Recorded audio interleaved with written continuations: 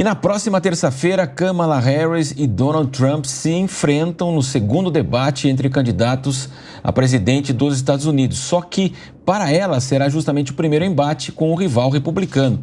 Os democratas entraram para o tudo ou nada agora em uma disputa cheia de ineditismos. Se Kamala vencer, se tornará a primeira mulher e negra a comandar a maior potência do mundo. Mas será que a cor da pele e também o gênero vão realmente importar nas eleições? Vamos acompanhar. Kamala Harris já deixou sua marca na história ao ter sido a primeira mulher vice-presidente dos Estados Unidos e, na mesma medida, a primeira negra e a primeira descendente asiática. Aos 59 anos, a ex-senadora e ex-promotora de justiça se tornou protagonista de uma disputa na qual, originalmente, seria de novo coadjuvante. Sobrou para a vice assumir a campanha abandonada pelo presidente, que demorou para admitir que não teria vitalidade para mais um mandato. Filha de imigrantes da Jamaica e da Índia, Harris é uma pioneira no campo político desde o início de sua carreira. Ela foi a primeira procuradora-geral negra na Califórnia e também a primeira mulher a ocupar o cargo. A cor da pele e a herança familiar logo se tornaram o estandarte da propaganda eleitoral, assim como as comparações com Barack Obama, que bebeu das mesmas fontes enquanto brigava pelos votos em 2008 e 2012. Daniel Afonso da Silva, pós-doutor em Relações Internacionais pelo Instituto de Estudos Políticos de Paris e professor da Universidade Federal da Grande Dourados, no Mato Grosso do Sul, vai além das questões envolvendo a cor da pele de Kamala Harris. É evidente que, na superfície, a questão de se ser uma mulher e de se ser uma mulher negra pode ser capitalizada para o bem e para o mal. Ou seja, no âmbito de uma certa vitimização, a depender do movimento que se der os primeiros momentos de uma eventual presidência dela, que eu acho que é muito cedo para dizer, daqui até novembro tem uma eternidade. Certo? E mais do que isso, se me permite uma problematização um pouco mais decisiva, note, existe uma imensa desinformação no planeta inteiro sobre a realidade da campanha eleitoral nos Estados Unidos. Ou seja, só se fala na Câmara, como se ela fosse efetivamente muito superior moral e intelectual e pessoalmente que o seu oponente principal, que é o presidente Trump. Veja, o legado do presidente Biden não é nada positivo.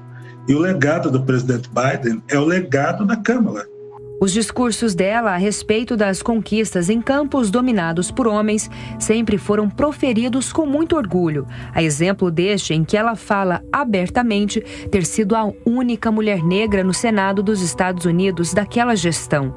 Kamala também destacou, na ocasião, ter sido apenas a segunda na história a ser eleita para o Senado americano. E como lembra o professor Daniel, Obama bebeu da mesma fonte. O presidente Obama, ele foi eleito com aquele slogan "Yes, we can", quer dizer, nós podemos, que é uma espécie de releitura daquilo que se viu no Brasil com a esperança vencer o medo.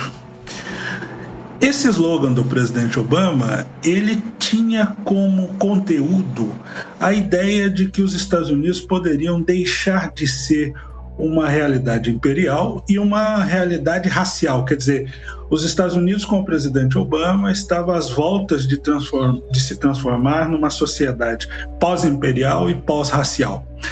No entanto, o resultado disso não é nada bom.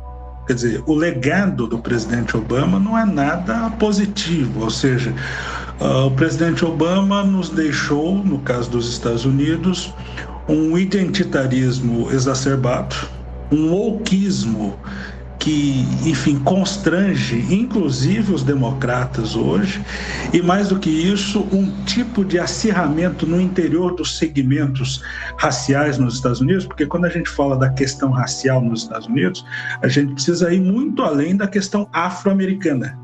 Quer dizer, é algo muito mais plural, muito mais dinâmico e, portanto, muito mais complexo. houve um conjunto de cisões no interior disso que a gente chama de sociedade multiétnica e multirracial nos Estados Unidos, que de alguma maneira lançou as bases para a afirmação do presidente Trump, e mais do que isso, começou a colocar o establishment norte-americano em constrangimento. A campanha tampão de última hora expôs uma certa desunião na chapa que foi forçadamente adaptada. E esta falta de consenso pode pesar entre os eleitores que esperavam maior engajamento dos caciques do partido. Nem o presidente Biden, tampouco o presidente Obama têm confiança absoluta na Kamala Harris. Tanto que, na convenção democrata, agora tem algumas semanas, o entusiasmo do presidente Obama foi bastante contido. E se a gente voltar no tempo, quando se forçou a saída do presidente Biden da corrida eleitoral, sobretudo depois que ele foi acometido pela Covid, o presidente Obama demorou muito tempo para revelar a sua intenção de apoio à Kamala. Isso quer dizer o seguinte: a Kamala não é benquista pelo, digamos assim, núcleo do Partido Democrata e muito menos pelo presidente Obama. E com estas fraturas na estrutura, Kamala vai para cima de um adversário muito bem treinado em identificar as fraquezas dos oponentes.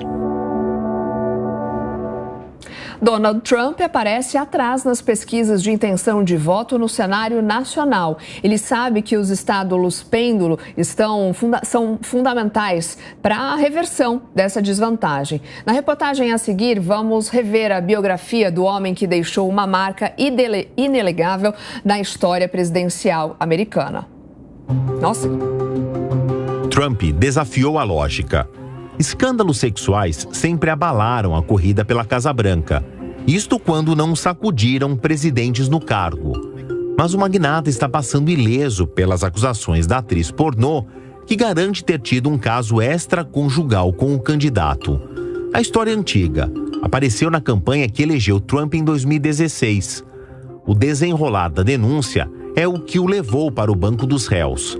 Ele pagou pelo silêncio de Stormy Daniels. Até aqui, nenhum crime. O fim de desavenças por meio de um acerto financeiro não é ilegal nos Estados Unidos. A questão é que Trump escondeu o depósito do fisco e dos eleitores. Na declaração de imposto de renda do magnata, está apenas uma transferência de $130 mil para o advogado dele na época. É aí que a promotoria o acusou de fraude. Trata-se de um crime de falsificação de documentos, agravado pela falta de transparência com os eleitores há 4 anos. A decisão do júri popular foi unânime, culpado pelas 34 acusações, uma para cada documento fraudado. Em julho sai a sentença determinada pelo juiz que conduz o caso. Dificilmente Trump será preso por esta ilegalidade. No máximo, multas e um sermão da justiça. O prejuízo pode estar no desgaste de imagem. Tanto a atriz quanto o Michael Cohen, o advogado metido no imbróglio, têm pintado uma versão de um Trump arrogante e que usou o poder de presidente para encobrir desmandos. Só que Donald Trump não é um candidato qualquer. A lista de exceções que ele escreveu na história política americana só cresce. O primeiro presidente a nunca ter exercido cargo público, o primeiro a ser julgado por qualquer tipo de crime e, aparentemente, o primeiro imune a um escândalo sexual. A popularidade dele se vê nas pesquisas de intenção de voto e nos eventos lotados. Não se trata apenas da opinião pública. A força dele dentro do partido é inegável. Trump recebeu apoio, inclusive, do presidente da Câmara dos Deputados, Mike Johnson, que liderou uma comitiva de republicanos até a porta do Tribunal de Nova York no final do julgamento. Independente de onde estiver, Donald Trump será sempre Donald Trump. A postura dele nas audiências, desrespeitando a serenidade que se exige de um réu, fez com que o juiz do caso emitisse uma ordem de silêncio. O candidato não pode dar detalhes do que aconteceu no sigilo das audiências. Até ameaça de prisão ele recebeu. Desafiar a justiça, mesmo estando no banco dos réus, é a tradução da personalidade do magnata. Ainda como presidente, exigiu que a autoridade eleitoral da Geórgia encontrasse os votos que faltavam para ele vencer a eleição passada. Retirou documentos sigilosos do Salão Oval sem autorização dos departamentos responsáveis e fez pressão para o Senado não reconhecer a vitória do rival Joe Biden em 2020. Tudo isso vai render outros julgamentos contra Trump.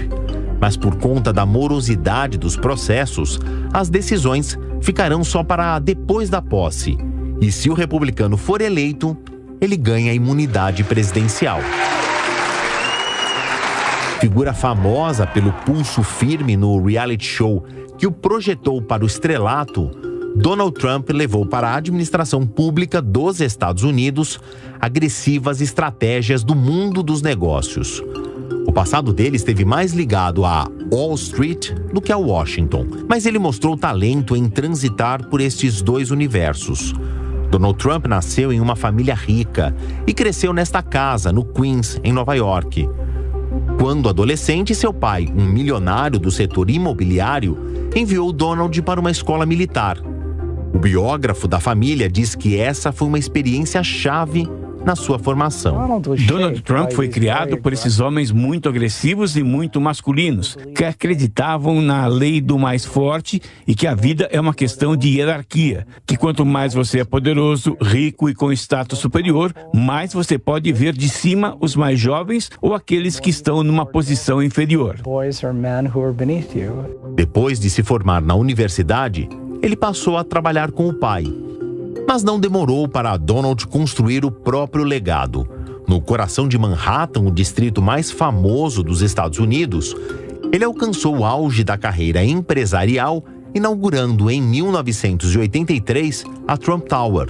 Ali também começava uma era de manchetes, algumas escandalosas. Ele se apresentou como sendo mais forte do que qualquer pessoa poderia ser, mais rico do que era, mais bem-sucedido, mais brilhante, e isso era tudo promoção. Então, quando chegou a hora de fazer política, foi natural para ele. Nos anos 90, a sorte de Trump nos negócios quase acabou. A companhia aérea dele faliu, assim como seus cassinos em Atlantic City. Mas enquanto seus investidores saíram perdendo, ele conseguiu evitar por pouco chegar à insolvência. Em 2016, a proposta de ser presidente foi vista com ceticismo no início.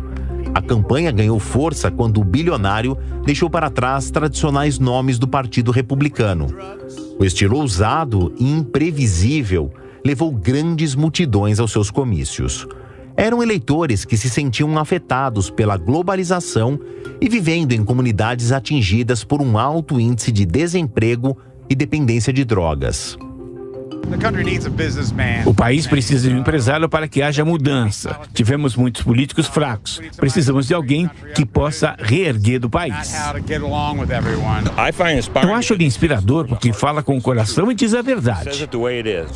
A vitória surpreendente de Trump foi conquistada em estados fundamentais, embora ele tenha recebido menos votos no total do que a adversária Hillary Clinton.